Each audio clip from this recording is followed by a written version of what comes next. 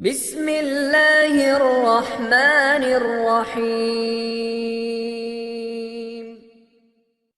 ارشاد فرمایا مدنی کریم صلی اللہ تعالی علیہ وسلم نے اور لوگوں کفر اور اسلام کے درمیان میں فرق کرنے والی چیز نماز ہے۔ ارشاد فرمایا مدنی کریم صلی اللہ تعالی علیہ وسلم نے جو آدمی نماز نہیں پڑھتا قیامت کے دن حامان، قارون، فرعون، شداد جیسے کافروں کے ساتھ ان کی صف میں کھڑا ہوگا۔ گناہگار مسلمانوں میں بھی کھڑا ہونے کی اجازت نہ ملے گی، سیاکار مسلمانوں میں بھی کھڑا ہونے کی اجازت نہیں ملے گی، کھلم کھلا کافروں کے درمیان میں ان کی جماعت میں کھڑا کیا جائے گا۔ ارشاد فرمایا مدنی کریم صلی اللہ تعالی علیہ وسلم نے جو 5 وقت کی نماز ادا نہیں کرتا اللہ تعالیٰ بھی بری ہے، میں کالی کملی والا صلی اللہ علیہ وسلم بھی بری ہوں، اس کا جو حال بنے مجھ سے کوئی تعلق نہیں۔ ارشاد فرمایا محمد عربی صلی اللہ تعالی علیہ وسلم نے اور لوگوں الصلاۃ معراج المؤمنین، فرمایا نماز مومن کی معراج ہے، جس کا دل کرے اللہ سے ملاقات کروں، اللہ تعالیٰ سے مناجات کروں، اللہ جل شانہ سے کلام کروں، اللہ تبارک و تعالیٰ سے میری ملاقات ہونی چاہیے۔ سرکار فرماتے ہیں اسے چاہیے زیادہ سجدے کیا کرے۔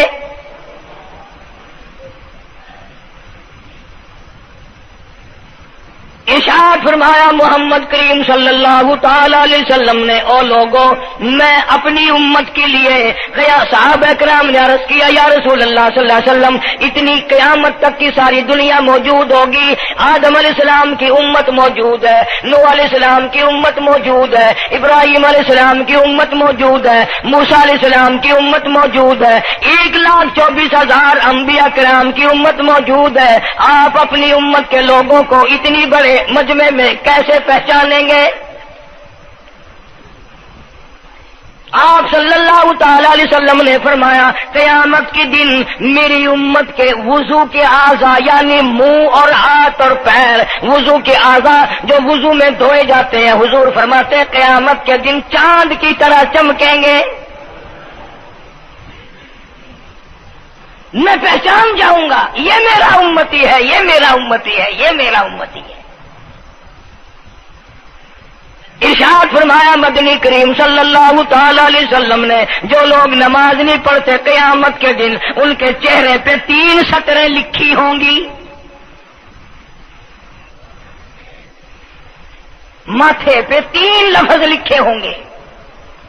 پہلا لفظ فرمایا آواز لفظ لکھے ہوں گے ھذا کافر،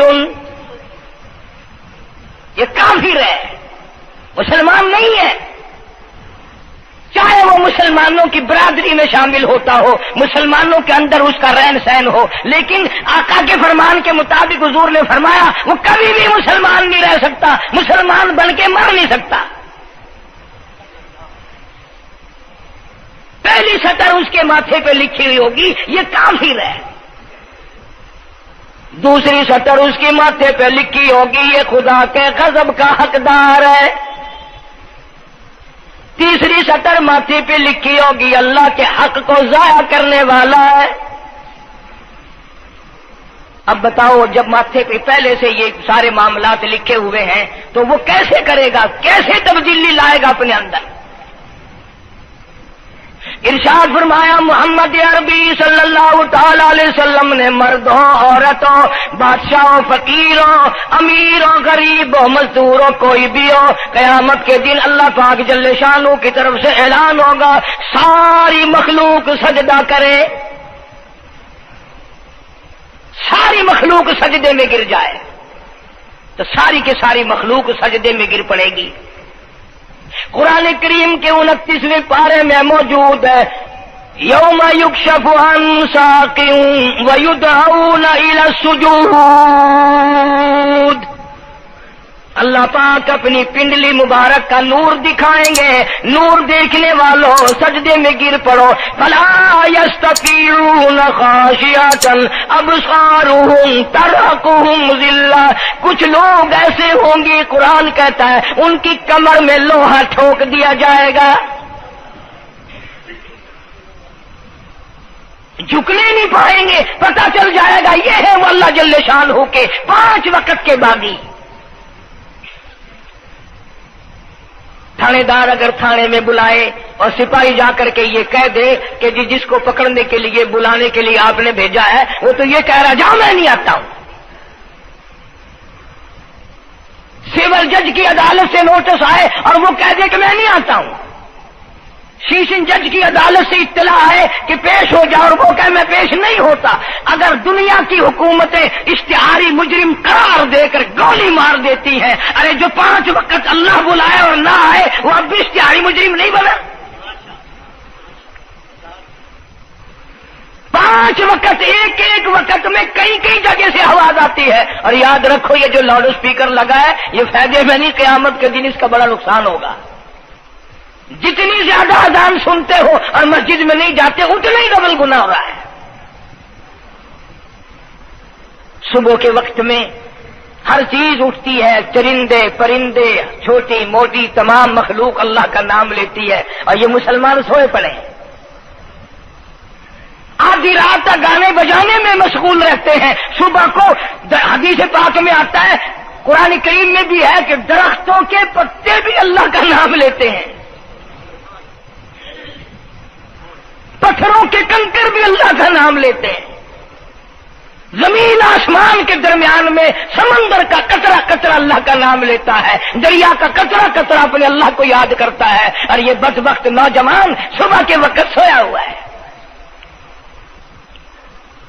اس لیے فرمایا وَقَدْ كَانُوا يُدْعَوْنَ إِلَى السُّجُودِ وَهُمْ سَالِمُونَ.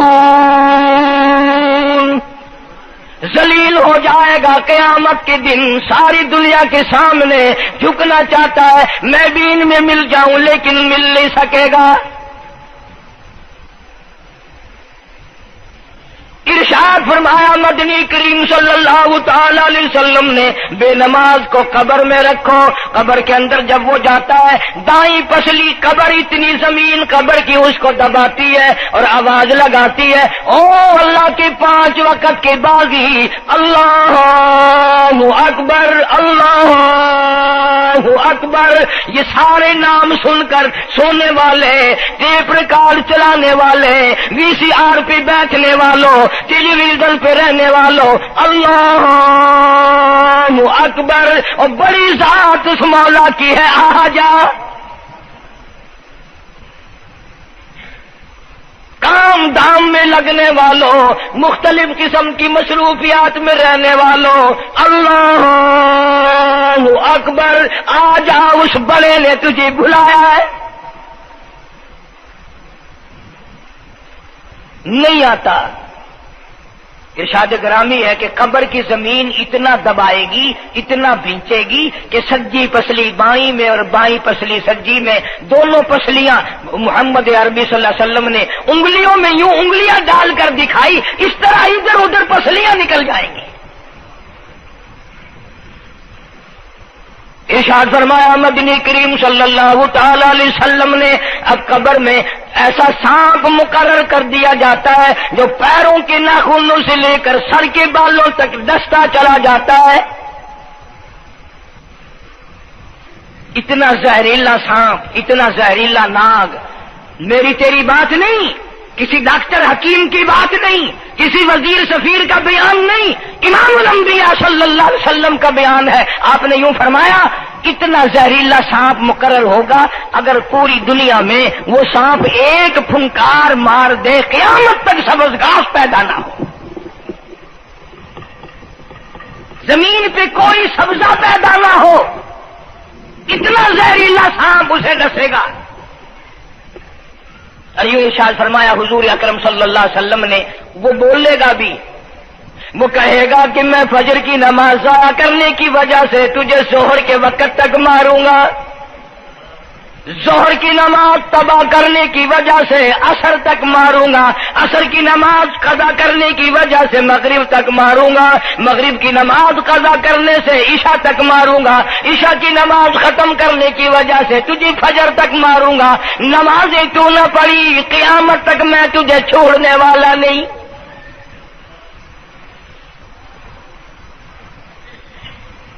کتنی سخت وعید ہے، کس قدر اللہ سبحانہ و تعالی نے اور نبی پاک صلی اللہ علیہ وسلم نے ہمیں ڈانٹ دی ہے کہ میرے دروازے پہ آؤ اور میرا نام لو، تمہاری مشکلیں حل کروں گا، تمہاری پریشانیاں دور کروں گا، تمہاری تلخیوں کو راحتوں سے بدل دوں گا، اور تم میرے دروازے پہ آ کے سر پر جھکا۔ دنیا میں دیکھو، کسی کا خطا کر دو، کسی کی خطا کر دو، گناہ کر دو، قصور کر دو، وہ ناراض ہوتا ہے، آگے سے کہتا ہوں میاں یہ میں ہاتھ باندھے کھڑا ہوں، میں سر جھکائے کھڑا ہوں، اور میاں اور اللہ والا کچھ خیال تو کر، تیرے آگے میں سر نوائی کھڑا، جو چاہے کر، جو چاہے کر سزا دے، میں سر نوائی پہ ہوں، بے شک تیرا ہاتھ ہوئے، تیرا کھلا ہوئے، میرا سر ہوئے، میں تیار ہاں۔ بھائی لوگ بھی ان کو آنکھ دن وہ بھی آدھا او میاں سر نوائی کھڑا ہوں، بس کے چاہ ہوں معاف کر دے۔ اور میں کہتا ہوں تو سارا دن گناہ کرتا ہے، سارا دن اپنی آخرت کو برباد کرتا ہے، نماز کا سجدہ کر، اللہ فرماتے ہیں تو سجدے میں جب سبحان ربی الاعلیٰ کہتا ہے مجھے شرم آتی ہے کہ تیرا سر اٹھ جاؤ اور تیرے گناہ معاف نہ ہو۔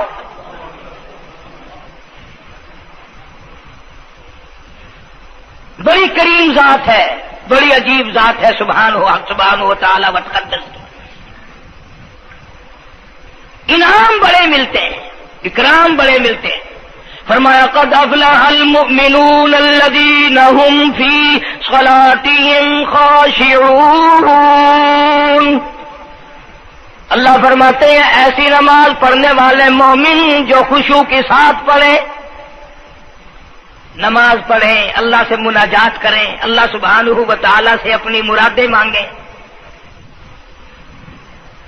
یوں جب ہاتھ اٹھائے جاتے ہیں اللہ اکبر تکبیر اولا کہتے وقت، اس وقت یہ خیال ہونا چاہیے کہ میں نے یوں ساری دنیا اپنے پیچھے پھینک دی، اب میری دنیا نہیں، میں دنیا کا نہیں۔ جب یہ حالات اپنے سامنے رکھ کر نماز پڑھے گا تو نماز میں علیحدہ لطف آئے گا، علیحدہ لذت آئے گی، علیحدہ سرور آئے گا۔ سیدنا علی مرتضی رضی اللہ تعالی عنہ کی ران میں تیر لگ گیا، جنگ میں، لڑائی میں، جہاد فی سبیل اللہ میں، وہ نکالنے لگے تو حضرت علی نے فرمایا بڑی تکلیف ہو رہی ہے، انہوں نے کہا جی پھر آخر نکالنا تو ہے، کیا کریں ہم، نکالنا تو پڑے گا۔ فرمایا میں ترکیب بتاتا ہوں، میں نماز کی نیت باندھ لوں گا، جب میں اللہ کے قرآن کی تلاوت شروع کر دوں چاہے تم میری ساری جان کی بوٹی بوٹی کر دینا، مجھے پتہ ہی نہیں چلے گا۔ چنانچہ ایسا ہی کیا گیا، اور چلو ایسی نماز تو ہمارے پاس بننی پڑتی، سر تو جھکا ہے آدمی، آج کا غریب، آج کا مزدور بہت پیچھے نکل گیا۔ حدیث پاک میں آتا ہے بدل اسلام غریبا، اسلام غریبوں میں آیا اور غریبوں میں رہے گا، قیامت کے دن اسلام غریبوں میں سے اٹھے گا۔ لیکن آج حال یہ ہے کہ کوٹھیوں والے، بنگلوں والے نماز پڑھ رہے ہیں، کوٹھیوں میں مصلے ہیں، جماعت میں رل رہے ہیں، اور جتنے یہ عام مزدور غریب لوگ ہیں یہ مسجد کے نیڑے نہیں آتے۔